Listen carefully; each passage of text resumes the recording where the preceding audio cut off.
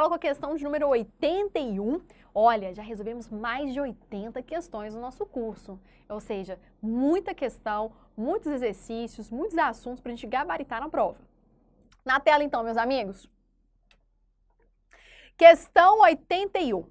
O advogado Antônio de Souza encontra-se preso cautelarmente em cela comum por força de decreto de prisão preventiva proferido no âmbito de uma ação penal a que responde por suposta prática de reiteradas fraudes contra a Previdência.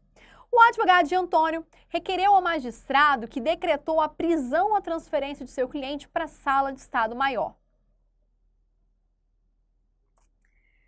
Como não havia sala de Estado Maior disponível na localidade, o magistrado determinou que Antônio deveria permanecer em prisão domiciliar até que houvesse uma sala de Estado Maior disponível. Sobre a decisão do magistrado, assinale a opção correta. Letra A. O magistrado decidiu corretamente, pois, de acordo com o estatuto, é direito do advogado não ser recolhido preso antes da sentença transitada em julgado, senão em sala de Estado Maior e, na sua falta, em prisão domiciliar. Letra B. O magistrado não decidiu corretamente, pois o advogado, assim como qualquer outro cidadão que tenha concluído o curso superior, tem direito a ser recolhido preso em prisão especial, mas não em sala de Estado Maior, que apenas é garantida a magistrados e membros do MP. Letra C. O magistrado decidiu corretamente, devendo o advogado permanecer em prisão domiciliar, mesmo havendo sala de Estado Maior após eventual trânsito em julgado de sua condenação. E letra D. O magistrado não decidiu corretamente, pois o advogado apenas tem direito a não ser recolhido preso antes da sentença transitada em julgado, em sala de Estado Maior e, na sua falta, em prisão domiciliar quando o crime que lhe esteja sendo imputado decorra do exercício regular da profissão de advogado. Pessoal, o gabarito letra A, meus amigos, aquela regra de processo penal, de direito penal, que, na ausência de uma sala de Estado Maior, recolhe-se, portanto, na prisão domiciliar antes do trânsito em julgado, né? Esse é um tema polêmico nos nossos dias atuais, em respeito à prisão cautelar, à prisão preventiva, mas a regra que nós temos é, na ausência de sala de Estado Maior, nós temos, então, a prisão domiciliar. Gabarito está lá no artigo 7º, inciso 5º do nosso Estatuto da OAB, beleza? O que nós temos? É direito do advogado não ser recolhido preso antes da sentença transitada em julgado, senão em sala de Estado Maior com instalações e comodidades condignas, assim reconhecidas pela OAB e, na sua falta, em prisão domiciliar. A prisão, ela é, gente, subsidiária à sala de Estado Maior, tá ok? Perfeito, então, sem maiores aqui complicações, quem dera, né, gente, se caísse uma questão como essa. Vamos torcer. A prova da OAB não é uma prova de 80% de questões difíceis, muito pelo contrário. Se a gente pegar as 8 questões de ética, 5 questões são questões fáceis e 3 questões são questões aí que o examinador sempre gosta de colocar um pouco de competência, regulamento, assuntos aí que o aluno não tem tanta facilidade, né? Não estuda tanto assim. Então, aí eu considero a prova de ética uma prova fácil, uma prova para a gente gabaritar, tá? Questão 82 na sua tela. Ao requerer a sua inscrição nos quadros da OAB, Maria assinou e apresentou declaração em que afirmava não exercer cargo incompatível com a advocacia. No entanto, exercia ela ainda um cargo de oficial de justiça no Tribunal de Justiça do seu estado. Pouco tempo depois, já bem-sucedida como advogada, ela pediu uma exoneração do referido cargo. No entanto, um desafeto seu, tendo descoberto que Maria, ao ingressar nos quadros da OAB, ainda exercia o cargo de oficial de justiça. Comunicou o fato à entidade, que abriu um processo disciplinar para apuração da conduta de Maria, tendo ela sido punida por ter feito falsa prova de um dos requisitos para a inscrição na OAB. De acordo com o estatuto, assinale a opção que indica a penalidade que deve ser aplicada a Maria. Letra A, meus amigos, vamos lá. Maria não deve ser punida porque ao tempo em que os fatos foram levados a conhecimento, ela já não mais exercia cargo incompatível com a advocacia. Letra B. Maria não deve ser punida porque o cargo de oficial não é incompatível com o exercício, não tendo Maria, portanto, feito prova falsa de requisito para inscrição na OAB. Letra C. Maria deve ser punida com a pena de suspensão pelo prazo de 30 dias. E atenção, meus amigos, Maria deve ser punida com pena de exclusão dos quadros da OAB. Marque para mim, então, o gabarito letra D, meus amigos, deve ser excluída dos quadros. E aí você vai me perguntar, nossa, professora, mas não é uma penalidade gravíssima aplicada a Maria? Ela não cometeu nenhuma infração, ela já saiu, se desligou do cargo que era incompatível. Não pode só suspendê-la por um período? Não, não pode, porque Maria cometeu um crime punível com exclusão. O crime de quê? Falsificar um dos requisitos para inscrição como advogada. Então, ela vai ser excluída porque ela falsificou os requisitos,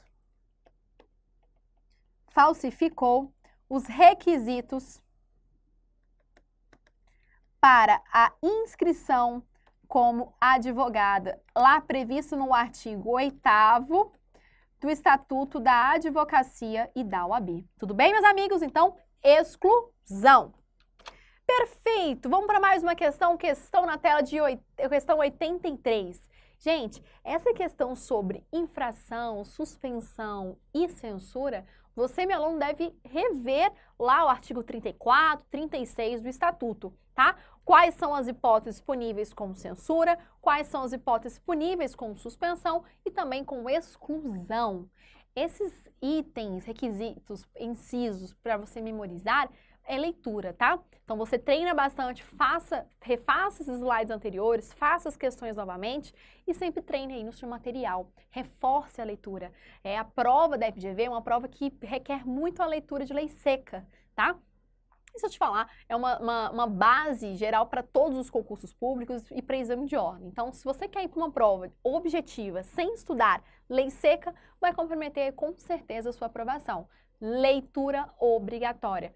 Ah, professora, mas é chato ficar lendo lei seca, eu quase não tenho domínio, eu não sei ler lei seca. Gente, não tem mistério para ler uma lei seca. É realmente uma paciência, uma perseverança de que você vai aprender o conteúdo. Então, você vai separar o seu estudo assim. Estudou de manhã, exercício, assistiu uma aula de manhã, à tarde exercício, à noite, lei seca. Pega a matéria, o conteúdo que você estudou no dia e reforça na legislação.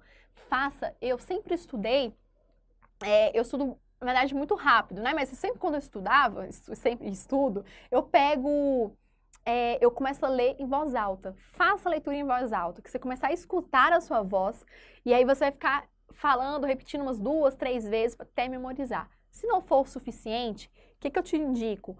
Pega o artigo e começa a destrinchar. Por exemplo, vamos falar aqui, ó, atos privativos da advocacia. Tá lá no artigo 1º, inciso 1 e 2. Então, artigo 1º, inciso 1 e inciso 2. Vamos falar dos atos privativos da advocacia. Você vai mencionar aqui a consultoria, assessoria e direção jurídica. E também podemos falar da consultoria, assessoria e direção jurídica e também a postulação ao poder judiciário e juizado especial.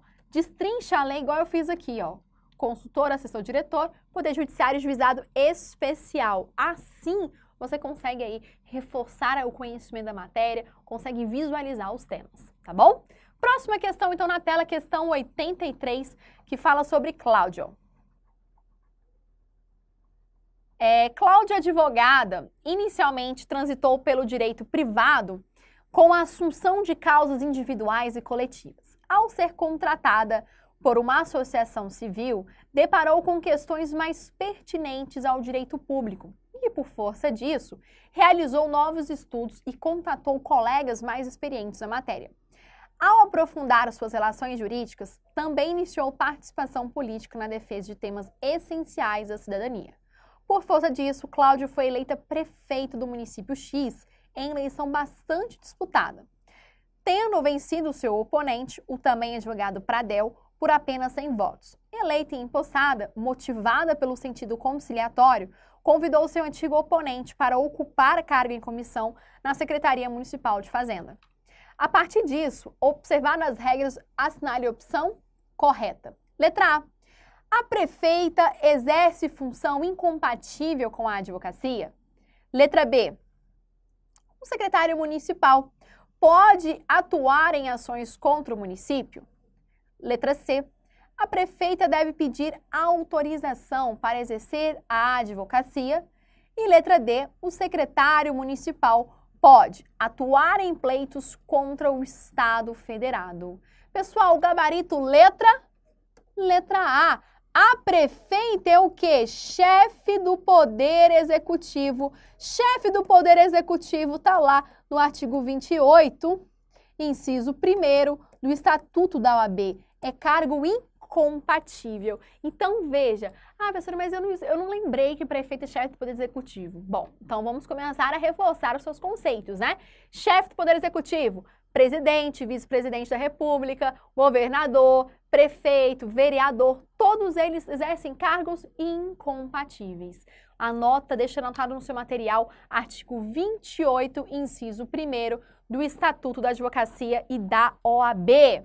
Na situação apresentada, a posse da advogada em cargo político torna-se aí incompatível para o exercício dos atos. Deste modo, a nomeação como prefeita lhe afasta dos quadros da OAB pela incompatibilidade de sua atividade. Pessoal, todo o artigo 28 deve ser lido obrigatoriamente, tá? Concentre o seu estudo no artigo 28. É um rol taxativo, só tem aquelas hipóteses de incompatibilidade. O que não for incompatível, joga para o impedimento, tá? Próxima questão, questão 84. Nós já resolvemos uma questão muito parecida como essa. Olha só.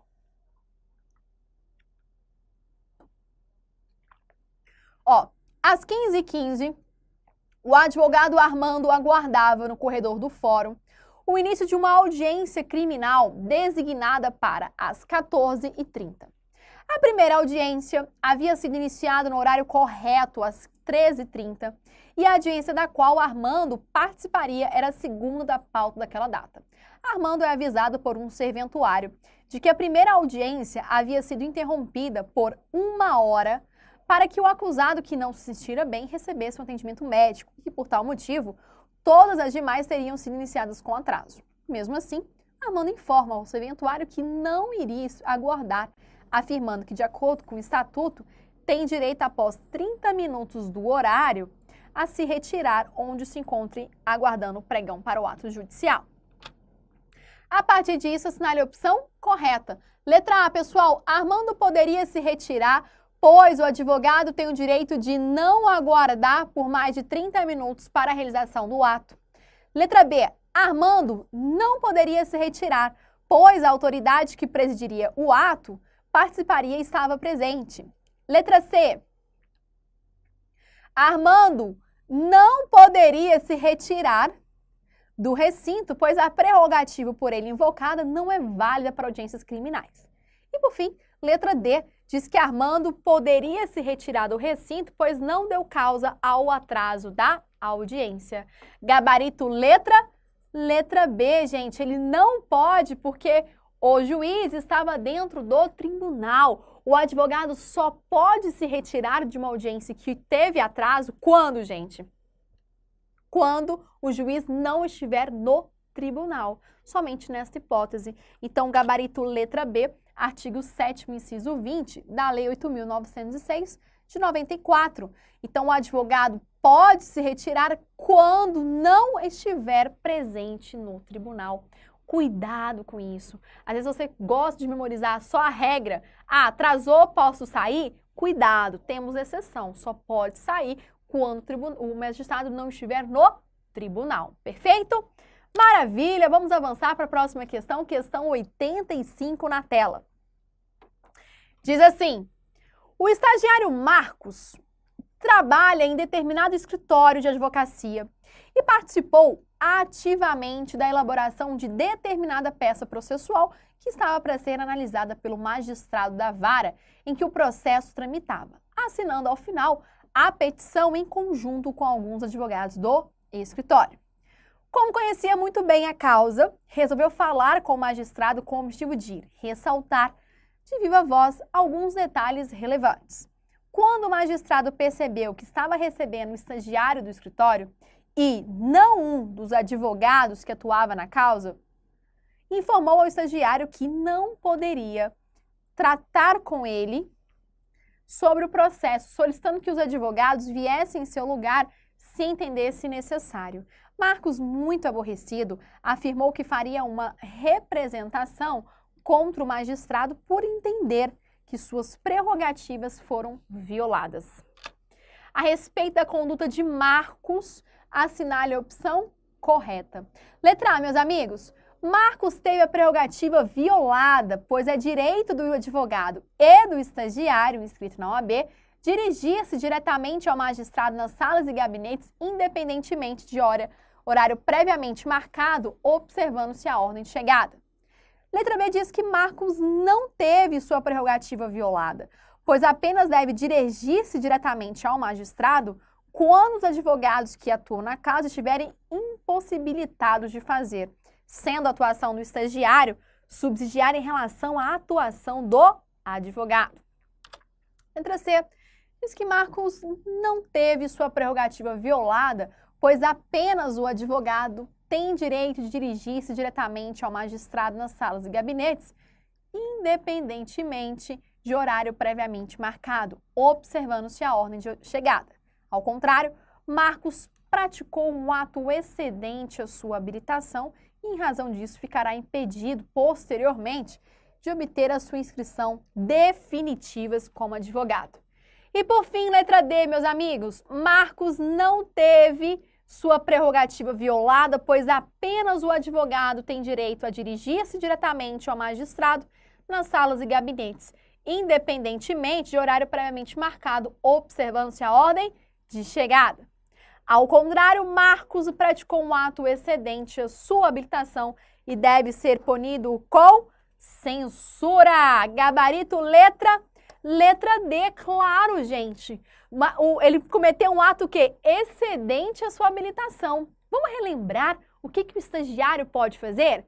Apenas 3 atos privativos. O estagiário pode fazer carga e devolução de processo. Segundo, obter cópia de certidões nas varas e tribunais.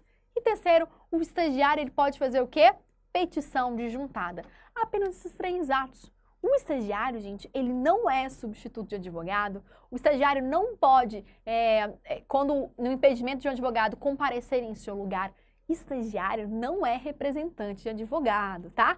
Então tem muitos aí, eu sei que muitos estagiários que são comprometidos, que fazem a própria petição inicial, ou petição para protocolar alguma ação judicial, mas não confunda as atribuições do estagiário com a do advogado. Então, gabarito comigo, vamos lá. Lá no artigo 29, gente, o que nós temos aqui?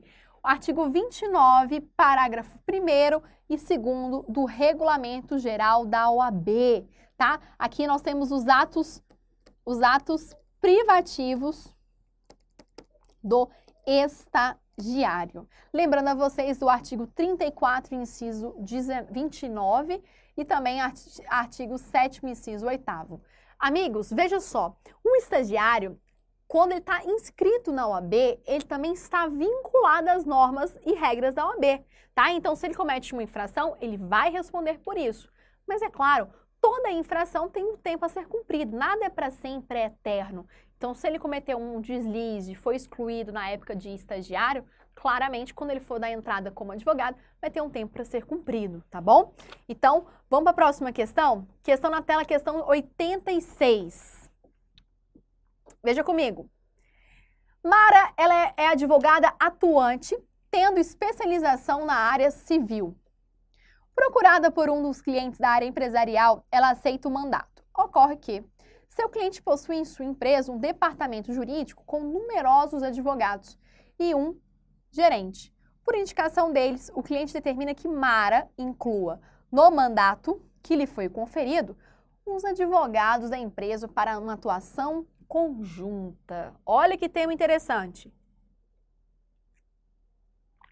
Com base no caso apresentado, observando as regras do Estatuto da OAB e do Código de Ética e Disciplina, assinale a opção correta. Letra A. A advogada deve aceitar a imposição do cliente por ser inerente ao mandato. B. A advogada deve aceitar a indicação para atuar conjuntamente no processo. Letra C. A advogada deve acolher o comando, por ser natural na vida forense a colaboração. E por fim, letra D. A advogada não é obrigada a aceitar a imposição de seu cliente, no caso. Gente, claramente você vai entender o seguinte. Quando eu falo de advogado empregado, a primeira coisa que passa na sua cabeça é o quê? Independência profissional. Então marca comigo, gabarito, letra D. A advogada não é obrigada a aceitar a imposição de seu cliente, no caso, porque eu tenho uma independência profissional, meus amigos. Então, em hipótese alguma, eu vou falar com você de o quê? De imposição aqui de seu cliente. Então, professora, mas se meu cliente me obrigar, você pode renunciar. Falou, olha, diante dessa circunstância, nessa situação, nesta imposição, eu não estou de acordo. Vou pedir minha renúncia na minha procuração. Acabou. Olha a letra A. Professora, mas por que não pode ser letra A? Vamos dar uma olhadinha na letra A. A advogada deve aceitar a imposição do cliente? Nunca, tá? É uma escolha dela, é uma faculdade da própria advogada em aceitar. Letra B. A advogada deve aceitar a indicação de um advogado para atuar conjuntamente no processo. Falso também, pessoal. Advogada não é obrigada a atuar com ninguém. Vamos supor que eu estou num processo e aí meu cliente vira e fala, doutora, o meu filho se formou, passou na OAB e eu quero que ele aprenda a advocacia com você e por isso eu vou passar uma procuração para o meu filho atuar conjuntamente com você no processo. Que tal? Que tal nada, né? Que tal nada porque eu não sou nem professora de processo civil aqui para ficar ensinando a aula de advocacia. Então eu posso recusar, digamos assim, crueldade, né? Mas posso recusar essa incumbência do meu cliente querer que eu atue junto com o filho dele. Tá? Então, não, eu posso recusar, ou se não vê nenhum problema, não, tudo bem, claro, será um prazer auxiliá-lo e ajudá-lo nessa caminhada da advocacia, também posso ajudá-lo sem maiores problemas. Letra C, gente, diz o seguinte, a advogada deve acolher o comando por ser natural na vida forense da colaboração. Bom, se fosse pra gente pensar na prática, eu marcaria letra C, né? Mas aqui não, gente, nós temos que seguir a teoria, não. Eu tenho independência e eu não sou obrigada. Tá esse assunto previsto lá no artigo 11 do Código de Ética da OAB. O advogado no exercício do mandato atua como patrono da parte, cumprindo-lhe por isso imprimir à causa orientação que lhe pareça mais adequada, sem subordinar a intenções contrárias do cliente, mas antes procurando esclarecê-lo quanto à estratégia traçada, tá bom? Então, artigo 11 do Código de Ética, você anota aí e não deixa passar essa dica que é muito importante. Esse assunto caiu na última prova da OAB, que falou um pouquinho aí sobre o tempo que o advogado empregado está à disposição do empregador, né? Lá no Direito do Trabalho você já estudou horas itinerares, o tempo em que o advogado está à disposição do empregadores é computado na jornada de trabalho. Da mesma forma acontece também aqui no próprio direito, na própria advocacia, tá bom? Gente, advogado empregado e advogado liberal, autônomo, não tem muita distinção. Todos têm independência profissional. O que você vê, acompanha na prática, é completamente diferente do que acontece na teoria, tá bom? Cuidado com isso. Bom, questão 87. Questão 87 na tela. Bora lá. A advogada integrou o departamento jurídico da empresa X, Y e Z. E, portanto, participava de reuniões internas com sócios, diretores e externas, com clientes e fornecedores, tendo acesso a todos os documentos da sociedade, inclusive ao de natureza contábil, conhecendo assim diversos fatos e informações relevantes sobre a empresa. Há alguns anos, após ter deixado os quadros da XYZ, Ana recebeu intimação para comparecer a determinada audiência e a prestar depoimento, como testemunha arrolada pela defesa, no âmbito de uma ação penal em que um dos sócios da empresa figurava como acusado do crime de sonegação fiscal.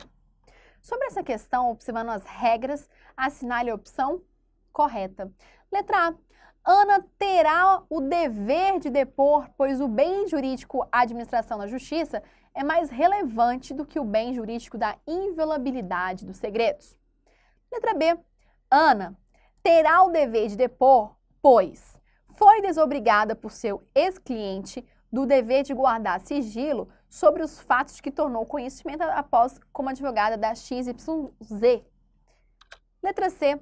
Ana terá o dever de depor, pois não integra mais o departamento jurídico da empresa, tendo cessado, portanto, seu dever de guardar sigilo. E por fim, gente, letra D diz que Ana não terá o dever de depor, pois o advogado tem o direito de se recusar a depor como testemunha sobre fato relacionado à pessoa de quem foi, ou seja, advogado, mesmo quando solicitado pelo cliente. Não precisa nem terminar a alternativa para gabaritar a questão, né? Gabarito letra D, não há dever de depor, ele vai depor se ele quiser, é facultativo. Gabarito, portanto, gente, está lá no artigo 7º, inciso 19 do nosso Estatuto da OAB, tá? Cuidado com isso aí a respeito sobre depoimento judicial. Eu quero que você anote no seu caderno que vai cair esse tema também na sua prova, tá? É um possível tema para cair e eu estou confiando. Tem tempinho que ele não cai e é muito interessante. Olha na tela que eu coloquei essas observações para vocês. Veja só.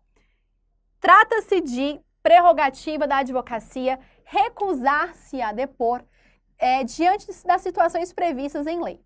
A advogada pode recusar-se a depor como testemunha quando autorizado pelo cliente. A advogada deve manter o sigilo, recusando-se a depor como testemunha. No caso em comento, o advogado pode recusar a prestar diante o quê? De uma eventual contratação futura. Olha que eu coloquei aqui para você o próprio dispositivo literal do artigo 7º. Recusar-se a depor como testemunha em processo no qual funcionou ou deve funcionar, ou sobre fato relacionado com pessoa de quem seja ou foi advogado, mesmo quando autorizado ou solicitado pelo constituinte, bem como sobre fato que constitua um sigilo profissional. Perfeito, meus amigos? Maravilha, próxima questão, questão 88. Para vocês, toma aí. O advogado Armando alterou o endereço de seu escritório e, para comunicar tal alteração, enviou correspondência a grande número de pessoas, notadamente seus clientes e outros advogados. Observar as regras do Estatuto da OAB e do Código, Armando realizou uma publicidade irregular? Vamos lá, gente. Letra A. Considera-se imoderado qualquer anúncio profissional mediante remessa de correspondência a uma coletividade. Letra B. Letra B. Ao advogado é vedado o envio de correspondência a cliente, salvo para tratar de temas que sejam de interesse desses últimos. Letra C. Não, Armando poderia ter enviado a correspondência em questão, pois estava apenas comunicando a alteração de seu endereço. E por fim, letra D diz que não, que a publicidade por meio de correspondência é permitida em qualquer caso e para qualquer tipo de informação. E aí, meus amigos, fala para mim qual que é o gabarito dessa questão? Gabarito letra C, isso mesmo. Posso enviar alterando aí o seu endereço. Gabarito letra C, meus amigos. Perfeito. Artigo quê? 45 do Código de Ética. Gente, vou considerar imoderado um anúncio quando vou remeter a uma remessa de correspondência a uma coletividade, salvo para comunicar cliente e colega sobre instalação ou mudança, a indicação do seu nome em escritório em partes externas ou a inserção de seu nome em anúncio relativo ou não, faça parte delas ou não. Perfeito? Maravilha, vamos que vamos. Mais uma questão para a gente estudar. Questão 89. Nossa, gente, eu tenho aqui mais de 200 questões no nosso curso.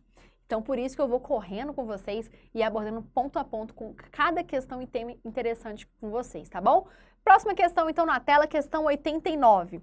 Abelardo, ele é magistrado vinculado ao Tribunal de Justiça do Estado K e requer licença para tratamento de questões particulares pelo prazo de 3 anos, o que foi deferido. Como antes de assumir o referido cargo, era advogado regularmente inscrito nos quadros da OAB, requer o seu reingresso, comprovando o afastamento das funções judicantes.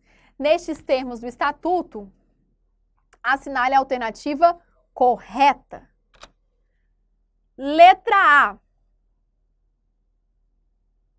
A incompatibilidade com a audiência persiste na aposentadoria do cargo efetivo. Letra B. O afastamento temporário do cargo que gera a incompatibilidade permite a inscrição provisória. Letra C. A incompatibilidade permanece mesmo que ocorra o afastamento temporário do cargo. E letra D. O afastamento do cargo permite a inscrição após um período de 3 anos. Gabarito letra C, pessoal. Afastamento temporário permanece afastamento temporário, permanece a incompatibilidade, tá? Então, cuidado com este tema. Permanece a incompatibilidade. Cuidado. Então vamos supor que aqui nosso querido juiz aí do trabalho, Gervásio Meirelles, pede uma licença do tribunal por 2 anos. Pergunta, a licença solicitada pelo juiz de 2 anos para estudar, pode ele pedir a sua carteira na advocacia, na OAB? Claro que não. Neste caso, fica expressamente vedado o seu pedido para a inscrição na OAB, sendo permitido apenas quando ele for exonerado ou ele tiver a sua aposentadoria. Então, o afastamento definitivo possibilita a inscrição nos quadros da OAB. Exemplo, aposentadoria, exoneração e dentre outros cargos, pedir afastamento definitivo. Perfeito. Próxima questão aí, esse assunto está previsto no artigo 28, parágrafo 1º, que estabelece que a incompatibilidade permanece mesmo que o ocupante deixe de exercer temporariamente. Vamos mais uma. Questão 91. Atenção. Bernardo recebe comunicação de seu cliente, Eduardo, que este havia desistido da causa que apresentará anteriormente, por motivo de viagem a trabalho no exterior em decorrência de transferência e promoção na sua empresa.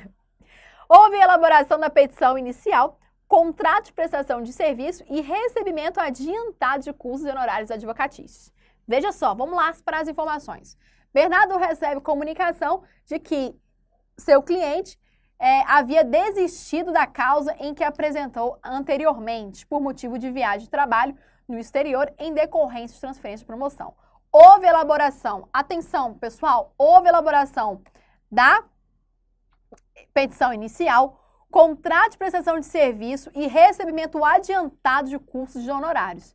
Diante disso, o que o advogado deve fazer?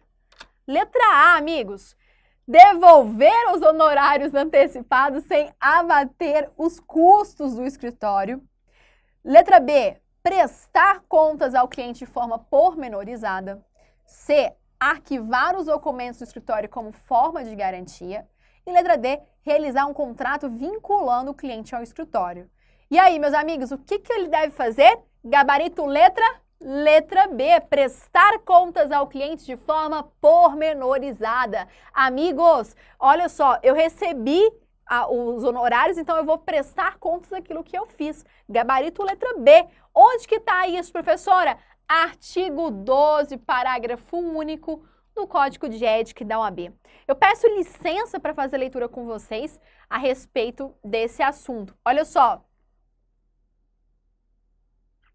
É dever do advogado prestar contas de quantias recebidas pelo cliente, assim como devolver também bens, valores e documentos que lhe foram confiados, sem prejuízo de esclarecimento complementar que se mostrem pertinentes e necessários. Cabe ressaltar, amigos, que a parcela dos honorários pagos pelos serviços não se inclui entre os valores a ser devolvidos. Então, olha, eu recebo os honorários, então eu também tenho este mesmo, eu vou receber os honorários pelo aquilo que eu trabalhei proporcional. Perfeito? Maravilha, anota para mim artigo 12, parágrafo único do seu Código de Ética. Avança comigo por mais uma questão agora que fala aí mais uma questão sobre prescrição da pretensão punitiva das infrações disciplinares. Olha que questão boa, ó. Prescrição da pretensão punitiva das infrações. Letra A. A pretensão punitiva quanto às prescreve em 5 anos, contados da data da constatação oficial do fato, interrompendo o processo disciplinar ou pela notificação válida do representado. Letra B. A pretensão punitiva das infrações prescreve em 3 anos, contados da data da constatação oficial do fato, interrompendo pela instauração de processo ou pela notificação válida. Letra C. A pretensão punitiva das infrações ela é imprescritível. E, por fim, letra D. A pretensão punitiva das infrações prescreve em 5 anos, contados da data oficial do fato, não havendo previsão legal de marco interruptivo para tal prazo prescricional. Gabarito, meus amigos, letra A. Gabarito A, prazo prescricional de 5 anos a contar destas datas. Tá falando que o prazo de 3 anos, gente, prazo de 3 anos é no momento que tá o quê? Suspenso para julgamento, tudo bem? Perfeito, gabarito letra A, artigo 25 do nosso estatuto. Já resolvemos, acho que nesse nosso curso, umas 5 ou 6 questões sobre esse assunto. E veja, são questões aleatórias, tá? Em períodos diferentes, para você perceber que assuntos são realmente cobrados em prova. Então, gabarito aí, artigo 43, parágrafo 1º e 2º do nosso Estatuto da Advocacia. Mais uma questão sobre o Messias. Messias é advogado com mais de 30 anos de atuação profissional e deseja colaborar para o aperfeiçoamento da advocacia. O presidente da seccional, onde possui inscrição principal, sugere que ele participe de uma política associativa e lance a sua candidatura a conselheiro federal. Observando essas regras do estatuto, assinale a opção correta. Letra A. A eleição de conselheiro federal é indireta e secreta? Ah, essa questão, olha aqui, antes de eu começar a responder, vai cair na sua prova. Esse ano de 2018 é um ano de eleição na OAB, então fique atento. Letra C, amigos. A indicação para o Conselho Federal é realizada pelo Colégio de Presidentes da OAB. Letra B. O conselheiro federal da OAB integra uma das chapas concorrentes para eleições seccionais. E letra D. O conselheiro federal é indicado livremente pelas seccionais da OAB. E aí, amigos, o que você marca como gabarito, hein? Fala pra mim. Gabarito letra? Olha lá. Letra A, eleição. Vamos lá, gente. Quando a gente fala de conselheiro da OAB, isso aí vale a sua atenção. O que você marca como correto? Olha a letra A. A eleição de conselheiro da OAB é indireta e secreta? Não, né, gente? A eleição de conselheiro federal é feita por cada conselho seccional e a eleição, ela é o quê? Direta, tá bom? Letra B, vamos lá. O conselheiro federal integra uma das chapas concorrentes para as eleições seccionais? Perfeito. Gabarito letra B, aprenderam direitinho. No momento em que eu estou montando a chapa para a eleição, cada seccional já indica o próprio conselheiro para compor a federal. Então, gabarito letra B. E a letra C? A indicação para o conselho é realizada pelo Colégio Presidente. Falso, né, gente? Indicação para o Conselho Federal é indicada pelo próprio Conselho Seccional de cada estado. E a letra D diz que o Conselheiro Federal é indicado livremente pelas seccionais. Falso também. Não é livremente. A escolha é por eleição. Então não é assim, qualquer um vai, joga qualquer um para o Conselho Federal. Não. A chapa vencedora já tem os membros indicados, membros eleitos para compor o Conselho Federal. Gente, essa questão de eleição, de quem designa, como que é feito, é um procedimento muito importante. Você sabe como que é feita a eleição? Vou te explicar rapidamente para a gente avançar para a próxima questão, porque esse é um assunto que nós já estudamos na teoria. Veja só, em novembro, na segunda quinzena de novembro, acontecem as eleições em todo o Brasil. A gente fala que as eleições acontecem no Conselho Seccional da OAB. Conselho Seccional do DF, São Paulo, Goiás, Minas, cada conselho vai participar das eleições. E aí, o que a gente fala de eleição direta e semidireta? É assim, o Conselho Seccional, quem ganhar, ganhou uma chapa. Essa chapa vai indicar todos os membros que vão compor o Conselho Seccional, Tribunal de Ética, Caixa Assistência, a ESA, inclusive vai indicar os conselheiros federais para compor o Conselho Federal. Deixa eu desenhar aqui para ver se facilita o entendimento. É assim, ó. Conselho Seccional. O Conselho Seccional vai acontecer as eleições, então, em novembro.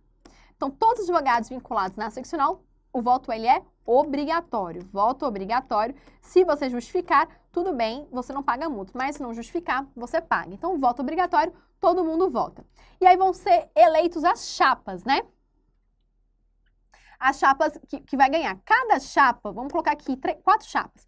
Chapa A, B, C e D estão participando da eleição. Vamos supor que a chapa A ganhou.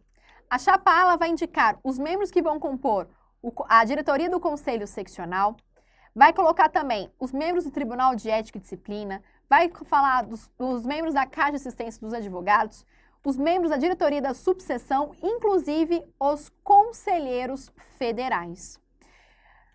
O conselho, vamos colocar aqui, ó, a chapa ela está no Conselho Seccional do DF, tudo bem? Ela vai indicar os conselheiros federais. Qual a quantidade? 3 conselheiros federais, porque nós sabemos que no conselho, vamos lá que é um pouquinho complexo, pega o meu raciocínio, ó, que no Conselho Federal, nós temos o quê? Nós temos delegações. Então, cada delegação eu tenho 3 membros. Tudo bem? Tudo bem, entendi, professor. Então, cada delegação tem 3 membros. Então, a OAB-DF já indicou os 3 membros que vão compor o Conselho Federal. O Conselho Federal tem sede em Brasília. E esse Conselho Federal, aqui é o Conselho Federal da OAB. Ele compõe de vários conselheiros. Então, conselheiro do DF, São Paulo, Minas, Bahia, que mais? Rio de Janeiro, dentre outros. Cada conselho seccional do Brasil indica, então, 3 conselheiros do seu estado para aqui representar. Quando a gente fala de eleição semidireta, é que a diretoria, atenção, a diretoria do Conselho Federal toma posse dia 1º de fevereiro do ano seguinte e os conselheiros federais tomam posse dia 1º de janeiro. Atenção, pessoal da OAB.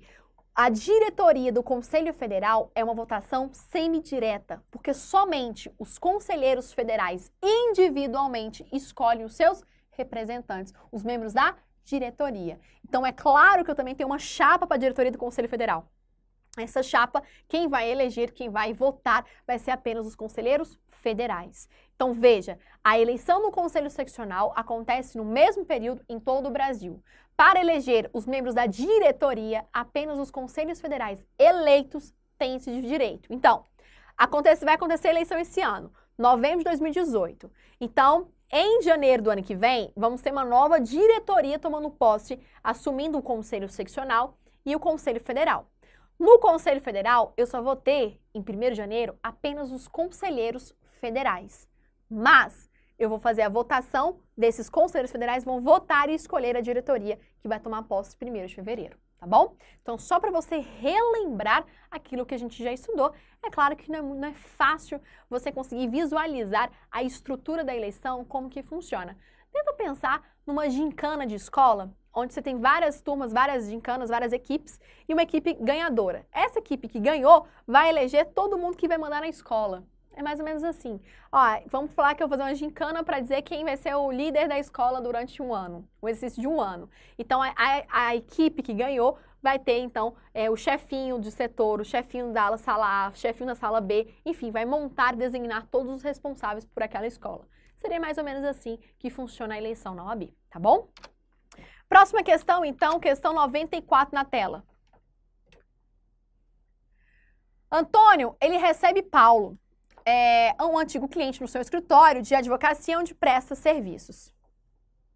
Após a entrevista, o preenchimento de relatório com os dados pessoais do cliente e a requisição dos documentos necessários, Antônio analisa a análise final dos 2 dias depois da entrevista com o cliente e verifica que existe norma legal que contraria expressamente a pretensão apresentada sobre o caso. Sobre o caso, observar as regras do estatuto, assinale a opção correta. Vamos lá. Letra A. O advogado pode postular contra texto expresso em lei? B. O advogado deve aconselhar o cliente a procurar o Ministério Público para propor ação contra a lei? C. O advogado pode se opor à norma expressa aduzindo a sua inconstitucionalidade? E letra D. O advogado deve indicar ao cliente a desistência da ação por não portar solução para o problema. Gente, essa aqui é uma regra lá do artigo 34. Opa, então a gente tem o quê? Qual que é o gabarito da questão? Letra C. O advogado pode se opor à norma expressa aduzindo a sua inconstitucionalidade. Então, essa aqui é a base que você compreende do que pode ou não pode ter lá no artigo 34. Ó. Artigo 34, inciso 6º do Estatuto. Todos esses requisitos aqui, ó, A, B, C e D, todos estão previstos no artigo 34 do Estatuto da Advocacia e da OAB. Gente, vamos ver aqui. Letra A, o advogado pode postular contra texto expresso em lei? Não, né, gente? Não pode, porque aí é muito fácil falar, não concordo com esse artigo aqui eu discordo. Não, você tem que aduzir a inconstitucionalidade daquele dispositivo, por isso o gabarito é letra C. Letra B fala que o advogado deve aconselhar o cliente a procurar o MP para propor ação. Ei, vem cá. Quer dizer, então, que o advogado não vai ter competência para advogar e defender os princípios constitucionais? Claro que não. Se eu indico uma ação para o MP, eu estou demonstrando claramente a minha incompetência como advogado em atuar em um processo, certo? E letra D diz o quê? Letra D, ele diz o quê, gente? Ele fala que o advogado deve indicar ao cliente a desistência da ação por não portar a solução para o problema. Que absurdo, né? Se um advogado não sabe, não tem conhecimento de um caso, ele procura estudar, procura entender, interpretar aquela questão. Próxima questão na tela, questão 95, diz assim: Fátima é advogada de Carla em processo proposto em face da empresa LL Serviços Anônimos por contrato não cumprido. Posteriormente, Fátima patrocina os interesses de Leonídio em ação de responsabilidade civil apresentada em face de Ovídio. Pelos caminhos do destino, Carla e Leonídio estabelecem sociedade que, em 2 anos após a sua constituição, venha a ser dissolvida. Com os ânimos exaltados, Carla e Leonídio procuram sua advogada de confiança, Fátima, diante dos serviços de qualidade prestados anteriormente. Com sua rara habilidade persuasiva, a advogada consegue compor os interesses em conflito. Sobre este caso, observar as regras, assinale a opção correta. Letra A. A advogada deveria optar por um dos clientes na primeira consulta. Letra B. O litígio envolve interesses irremediavelmente conflitantes, o que exige a opção do advogado. Letra C. A conciliação purga o confronto de clientes da advogada. E letra D. O eventual acordo entre os litigantes, no caso, deveria ser feito por um outro advogado. Pessoal, gabarito letra C. A conciliação purga o confronto entre os clientes. Significa dizer que, no momento em que eu tenho autor e réu litigando simultaneamente, eu devo optar por uma das procurações. Lembrando, meus amigos, o seguinte, que o advogado, ele não tem essa competência, digamos assim, para promover uma conciliação, promover um acordo. Ele deve optar imediatamente. Então, letra C, a conciliação purga o confronto de clientes da advogada. Gabarito, então, artigo 20 do Código de Ética, artigo 36, inciso 2º do Estatuto da OAB. Próxima questão. O advogado João, inscrito na seccional do Estado X, cometeu uma grave infração ética ao atuar em determinada causa no Estado Y. Assinale a opção que indica o Conselho Seccional com poder para punir disciplinarmente o advogado infrator. Vamos lá, gente. O que nós temos aqui? Questão 96, né? Ó, o advogado João, inscrito na seccional do Estado X, cometeu uma grave infração ética ao atuar em determinada causa no Estado Y. Assinale a opção quem tem competência. Vamos lá, gente. João está onde? João, ele está inscrito aonde? No Estado X.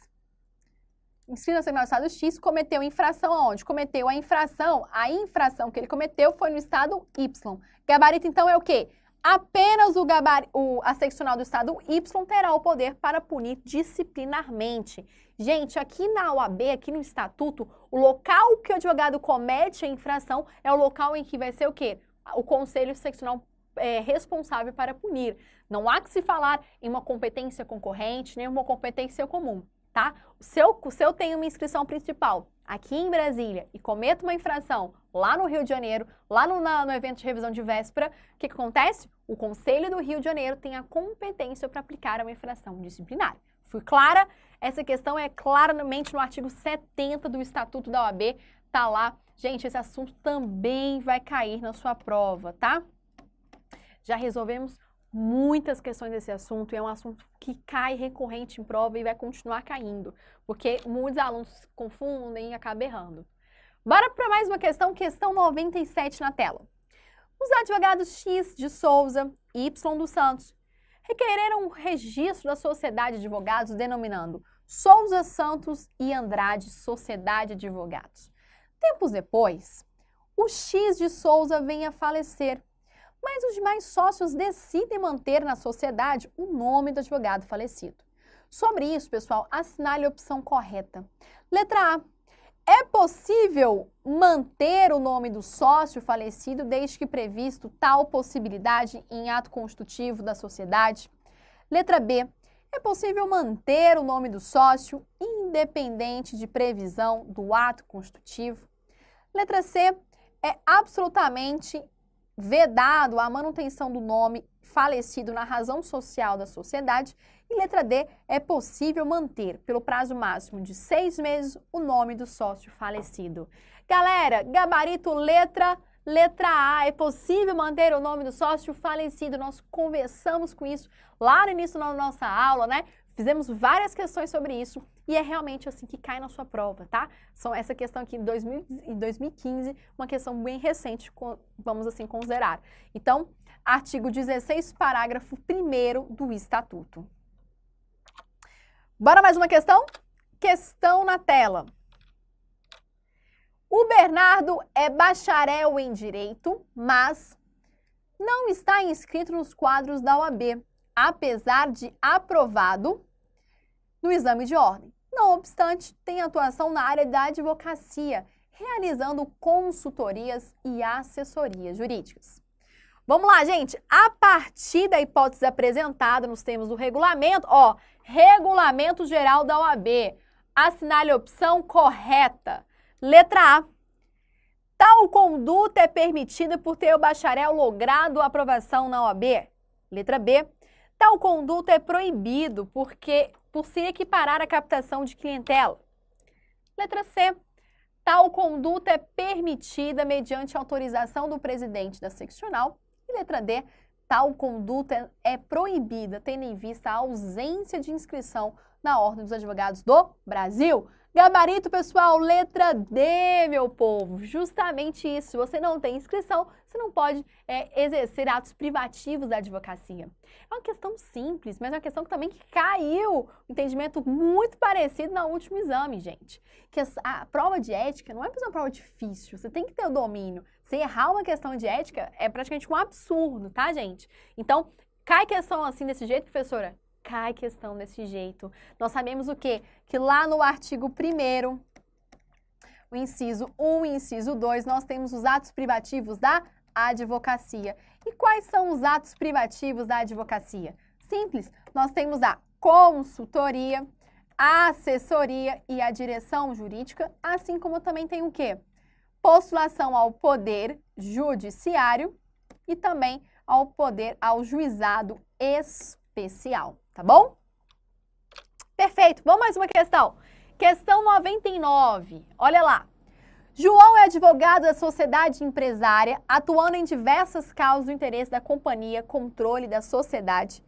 Foi alienado para estrangeira, que resolveu contratar novos profissionais em várias áreas, inclusive a jurídica. Por força da circunstância, rompeu-se a avença entre o advogado e o seu cliente. Assim, João renunciou ao mandato em todos os processos, comunicando formalmente o ato a cliente. Houve novo contrato com o renomado escritório de advocacia, que em todos os processos apresentou um instrumento de mandato antes do término do prazo à retirada do advogado anterior. Na renúncia, focalizada no enunciado da advocacia, deve o advogado, letra A, afastar-se imediatamente após a substituição por outro advogado. B, funcionar como parecista no processo pela continuidade da representação. C, atuar em conjunto com o advogado sucessor por 15 dias. E letra D, aguardar 10 dias para verificar a atuação dos seus sucessores. Gente, vamos lá. Quando o advogado, na renúncia, o que acontece aqui? Quando o processo de renúncia, você deve o quê? Cumprir um prazo legal de 10 dias e depois o quê? Se afastar. Então, gabarito letra D. Aguardar 10 dias para verificar a atuação dos seus sucessores. Então, letra A, afastar-se imediatamente após substituição por outro advogado? Falso. Não tem essa condição. Mesmo após substituição, o advogado pode continuar no processo. É facultativo. Facultativo, ok? Olha a letra B. Funcionar como parecista no processo pela continuidade? Claro que não. Você renunciou, você permanece então pelo prazo de 10 dias. Letra C, ele fala aqui, atuar em conjunto com o advogado por 15 dias. Falso, não tenho essa hipótese, tá? Eu posso continuar no processo, eu fico no processo por prazo de 10 dias. Se eu for substituída no decorrer desse processo, eu posso continuar ou não. Não há obrigatoriedade em permanecer e trabalhar conjuntamente, nem muito menos eu me afastasse de imediato, tá? Gabarito, artigo 5º, parágrafo 3º do Estatuto da OAB. Gente, após a renúncia e cumprido o prazo, o advogado não tem responsabilidade. E quando nós estudamos responsabilidade lá no artigo 17 do Estatuto, nós falamos o quê? Que a responsabilidade do advogado ela é ilimitada e subsidiária ao escritório. Ilimitada por quê, gente? Ilimitada porque o advogado ele responde por dolo e por culpa que gerar e ocasionar no processo. E subsidiária a responsabilidade também do próprio escritório. Então, o prazo da renúncia é um prazo de 10 dias. Cuidado com a questão do prazo, tá, gente? Cuidado com a questão do prazo. Por quê? Porque o prazo é o que pega. Se na questão acaba lá o prazo de 10, 15 dias, você acaba deslizando e acaba errando essa questão, tudo bem?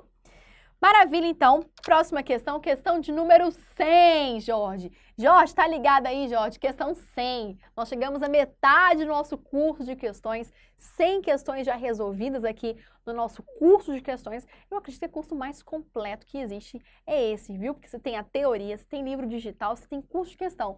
Meu amigo, se você não gabaritar essa prova de ética, eu vou ter que mudar o meu nome, né, Jorge? A gente vai ter que mudar o nome aqui, porque a gente tá aqui falando tudo pra você. Então, só me faça um favor. Aprenda, né? Aprenda. Tira o sono.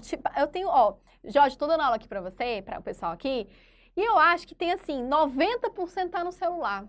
90% tá no celular, tá papiando, tá brigando com o namorado, tá não sei o que lá. Não, gente, a prova da OAB é um santo milagre. São 2 meses da sua aprovação. Se você pegar 60 dias, se trancar dentro do quarto e só estudar, esquecer de moda, esquecer de roupa, esquecer de ir pro salão, esquecer de namorar, você passa. Tem que abdicar, tem que se dedicar. De tempo, a gente não vai achar o melhor tempo, a melhor fase para fazer as coisas. A gente enfia na rotina e segue o baile, tá? E Para vocês aí que estão namorando, para vocês aí que estão aí, digamos assim, ai, tô brigando, não vou estudar hoje porque eu acabei de brigar com meu namorado. Gente, deixa eu te falar, esquece esse namorado. Ou então esquece que brigou. Ou então nem briga, né, para ser melhor. Eu tava viajando com meu marido e aí tinha um casal de senhores, muitos anos casados, acho que mais de 60 anos casados. Um tinha 80, outro tinha 80 e poucos. E aí ela me virou e falou bem assim, eu perguntei qual que é a receita para ficar tanto tempo junto. Aí ela falou, a receita é não brigar. Eu nunca briguei com meu marido. E olha, no momento que eu for brigar com ele, seria para separar dele. Como a gente tem muito tempo já, não vou me separar. E é uma verdade. Quer ter um relacionamento saudável? Evite brigar, evite, porque isso só desgasta e é uma perca de tempo na sua vida, tá? Mas chega de filosofia aqui, bora para a questão 100, que a gente quer gabaritar e também quer acabar logo com essa aula, que não aguenta mais também, né? Vamos lá, questão de número 100 na sua tela, gente. Olha só. Questão 100. Isabela, advogada atuante na área pública, procurada por cliente que deseja contratá-la e que informa a existência do processo já terminado, no qual foram debatidos fatos que poderiam interessar a nova causa. Antes de realizar o contrato de prestação, olha lá, vamos voltar para cá. Antes de realizar o contrato de prestação de serviço, requer vista dos autos findos, não anexando instrumento do mandato. Atenção! Nesse caso, consoante o estatuto, a advogada pode, letra A, ter vista dos autos somente no balcão do cartório. Letra B, ter vista dos autos no local onde se arquivam os autos. Letra C, retirar os autos. Letra C, retirar os autos do cartório por 10 dias. E letra D, retirar os autos se anexarem instrumentos de mandato. Gabarito letra C, gente. Retirar os autos de cartório por 10 dias. Esse é o nosso gabarito, tá? Se o processo for sigiloso, aí eu preciso de procuração. Se não for sigiloso, tá arquivado, perfeito. Faz lá a carga do processo por prazo de 10 dias. Sabe qual é o melhor exemplo para você decorar isso aqui? É assim. Vamos falar que tem uma amiga, um desafeto seu que se separou. Você tá doido para saber o motivo da separação, porque você adora uma fofoca. Aí você fala assim, já sei, eu vou lá no tribunal, já que eu sou advogada, né? Sou advogada, eu vou lá fazer carga desse processo para dar uma olhada, uma espiadinha. Gente, pergunta, processo tramita sobre segredo de justiça, você pode ter acesso sem procuração? Claro que não. Nem se for arquivado, professora, nem se for arquivado. Se o processo for arquivado sob segredo de justiça, assim vai permanecer, tá bom? Então, na tela comigo, o artigo 7º, inciso 16 do Estatuto da OAB. E também aí, eu quero que você anote que essa aí é a questão de sua prova. Próxima questão, questão 101. Epitácio, ele é defendido pelo advogado Anderson em relacionado à dissolução de sua sociedade conjugal. Posteriormente, Epitácio vem a se envolver em processo de natureza societária e contrata um novo advogado especialista na matéria. Designada a audiência para a oitiva de testemunhas, a defesa de Epitácio arrola como testemunho o advogado Anderson, diante do seu conhecimento de fatos decorrentes do litígio de família, obtidos exclusivamente diante do seu exercício profissional e relevantes para o desfecho do litígio empresarial. Consoante o estatuto, o advogado deve, meus amigos, letra A, atuar como testemunha em qualquer situação. B, depor, porém, sem revelar fatos ligados aos sigilos. C, resguardar-se e requerer autorização escrita do cliente.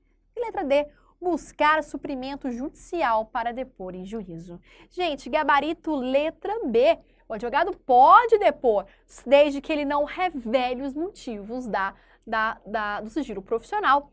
Vá comigo lá no artigo 7º, inciso 19, que diz assim: o advogado pode recusar-se a depor como testemunha nos processos que deva guardar sigilo, mesmo quando autorizado pelo cliente ou quando já tenha atuado nos autos. O advogado não é obrigado a depor quando autorizado pelo cliente e não existe suprimento judicial para isso. Gente, o que eu chamo sua atenção é aqui, ó, logo no primeiro inciso, diz assim: O advogado pode recusar-se a depor como testemunha nos processos em que deva guardar o sigilo, mesmo quando autorizado pelo cliente ou quando tenha autuado nos autos. Anota no seu material aí o seguinte, minha frase é: diante das hipóteses de exceção, diante das hipóteses de quebra de sigilo profissional, é sempre uma faculdade o advogado quebrar ou não. Por exemplo, estou sendo perseguida por um cliente meu, então eu posso quebrar o sigilo profissional em face da minha legítima defesa. Estou sendo ameaçada. Só que, diante deste caso, eu posso ou não quebrar. Depende sempre, gente, do advogado, tá? É uma faculdade. Então, por isso, quando ele fala, mesmo quando autorizado, o advogado é quem decide, tá bom? Advogado é quem decide. Perfeito? Próxima questão, questão 102. Vamos resolver mais umas 5 questões na aula de hoje e aí eu libero vocês, pode ser? Para também não ficar tão cansativo e tão maçante nossa aula. Resolvemos muitas questões, então mais umas 5 e eu encerro a nossa aula de hoje. Olha lá, questão número 102. Pedro, em determinado momento, recebeu uma proposta de Antônio,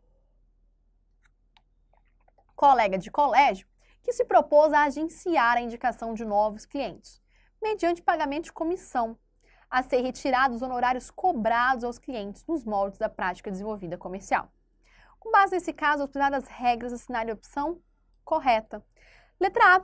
O advogado pode aceitar a sugestão tendo em vista a moderna visão mercantil da profissão. Letra B. Caso a seccional da OAB, a escrita entre o advogado e o agenciador, ela é possível. Letra C. Sendo publicizada a relação entre o advogado e o agenciador, está preenchido o requisito legal. E por fim, meus alunos, olha aí, a vedação quanto ao agenciamento de clientela, sem exceção. Gabarito letra D, meus amigos. A vedação quanto ao agenciamento, sem exceção. Caiu na sua prova possibilidade de agenciamento de processo, de gerenciamento de causa, marque errado, não pode, extremamente vedado. Gabarito, então, artigo 34, inciso 3 e 4 do Estatuto da OAB. Valer-se de agenciador de causa mediante a participação nos honorários a receber ou angariar ou captar causas com ou sem intervenção de terceiro, configura infração disciplinar. Deixe expressamente anotado aí no seu material. Vamos mais uma? Bora mais uma então, na tela. Questão 103. O advogado Antônio participava do julgamento de recurso de apelação por ele interposto. Ao proferir seu voto, o relator acusou o advogado Antônio de ter atuado de forma antiética e de ter tentado induzir os julgadores a erro. Em seguida, com o objetivo de se defender das acusações que lhe haviam sido dirigidas, Antônio solicitou usar da palavra pela ordem por mais 5 minutos, pleito que veio a ser indeferido pelo presidente. A esse direito de Antônio usar a palavra, assinale a opção correta. Letra A. Não é permitido o uso da palavra por advogado em julgamento de recursos de apelação. Letra B. É direito do advogado usar da palavra pela ordem mediante intervenção sumária para replicar a acusação ou censura que lhe forem feitas. Letra C. É direito do advogado intervir a qualquer tempo e, por qualquer motivo, durante o julgamento em que esteja constituído. E letra D, o uso da palavra pela ordem mediante intervenção sumária somente é permitido para o esclarecimento de questões fáticas. Pessoal, fala para mim, o advogado pode ou não intervir em questão de intervenção sumária para replicar ou se defender? Pode. Gabarito, vamos lá? Gabarito, letra B. É direito do advogado usar da palavra pela ordem mediante uma intervenção sumária, seja para replicar a acusação ou censura que lhe forem feitas. Professora, por que não é letra A? Diz assim, não é permitido o uso da palavra por advogado em julgamento de recurso de apelação? Falso, né, pessoal? Não tem como você falar que não é permitido o uso da palavra. É permitido em qualquer momento. Claro que diante da circunstância pertinente. Beleza? Letra C. É direito do advogado intervir a qualquer tempo e por qualquer motivo? Qualquer motivo não, porque senão ele vai protelar, ele vai atrapalhar a audiência. E letra D diz que o uso da palavra pela ordem mediante intervenção somente é permitido para esclarecimento de questões fáticas. Não, gente. Pode tanto para esclarecimento como para replicar acusações ou censura que forem feitas, tá bom? O gabarito eu quero que você anote e deixe marcado no seu material de estudo, porque vai cair na prova. Artigo 7º, inciso 10 do Estatuto da OAB. Próxima questão, questão 104 na sua tela.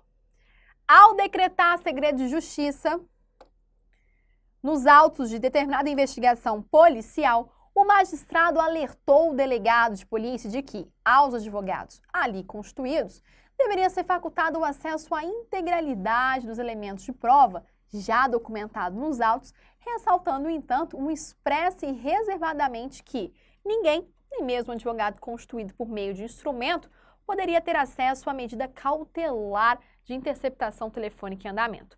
A respeito disso, assinale a opção correta. Letra A. A advertência é ilegal, pois é direito do advogado apresentando procuração do investigado ter vista da integralidade de procedimentos de qualquer natureza. Letra B. A advertência é ilegal, pois é direito do advogado ter de procedimentos de qualquer natureza, independentemente da apresentação de procuração. Letra C. A advertência ela é ilícita, pois, em se tratando de procedimentos sob segredo de justiça, é permitido ao advogado, munido de procuração, o acesso aos elementos já documentados, mas não à medida cautelar ainda em andamento. E, por fim, letra D. A advertência ela é lícita, pois nem mesmo advogado munido de procuração pode ter acesso aos autos de procedimentos sob segredo de justiça. Isso é uma questão aí nova, digamos assim, porque o advogado pode ter acesso a qualquer processo? Como regra, sim. Se for segredo de justiça, ele não pode. Então, o gabarito é qual? Vamos lá? Vamos lá? Letra A. Vamos ver o erro da letra A. A advertência é ilegal, pois é direito do advogado apresentando procuração ter visto da integralidade de procedimentos de qualquer natureza. Vamos ver a letra B. A advertência é ilegal, pois é direito do advogado ter de procedimento de qualquer natureza, independentemente de procuração. Então, questão B, expressamente errada, assim como a letra A, gente. Se for procedimento sigiloso, eu não tenho essa exceção. Gabarito, vamos ver se é a letra C mesmo. Vamos lá. Entre a C e a D, vamos ver. Letra D. A advertência é lícita, pois nem mesmo advogado munido de procuração pode ter acesso ao segredo de justiça. Falso, né? Gabarito, portanto, letra C, pessoal. Gabarito previsto, o advogado pode ter acesso a processo findo ou em andamento sem procuração, salvo quando for sob segredo de justiça, artigo 7º, parágrafo 10. Tá bom? Perfeito. Vamos fazer a última questão, então vamos parar aqui na questão 105. Mais uma questão e a gente encerra a aula de hoje com essa última questão na tela, questão 105. Vamos lá. Ao final da audiência de instrução e julgamento realizada em determinada vara criminal, o juiz solicita que o advogado não deixe o recinto, bem como ele atue em outras duas audiências que ali seriam realizadas em seguida. O advogado recusa-se participar das duas outras audiências mencionadas, até mesmo por haver defensor disponível. Com base nisso, assinale a opção correta. Vamos lá, letra A. O advogado não cometeu infração porque apenas resta configurada infração na recusa do advogado a prestar assistência quando há impossibilidade de defensoria pública. Letra B. O advogado cometeu infração porque ele já estava na sala da audiência. Letra C. O advogado não cometeu infração porque é vedado ao advogado participar de duas audiências. E letra D. O advogado cometeu a infração porque ele tem o dever de contribuir para a boa administração da justiça. Gente, gabarito letra A. Só vai cometer a infração quando não tiver disponível um defensor público naquele local. Então, diante da possibilidade da presença de defensor público, não há que se falar, então, na presença do advogado em substituir, em prestar essa assistência jurídica. Tudo bem? Questão fácil. Lembrando que o advogado pode recusar prestar serviço como defensor público desde que tenha um motivo justificado. Se o advogado não tem justo motivo, ele vai configurar uma infração punível como censura, que é lá previsto no artigo 34, inciso 12 do Estatuto da Advocacia da OAB. Meus amigos, eu vou finalizar a aula nessa questão de número 105, e eu vou te esperar no nosso próximo encontro, a nossa próxima aula, tá? Eu vou reforçar mais uma vez o meu pedido. Faça as questões anteriores, qualquer dúvida estou à sua disposição, pode recorrer ao fórum de dúvidas que eu mesma vou responder a vocês.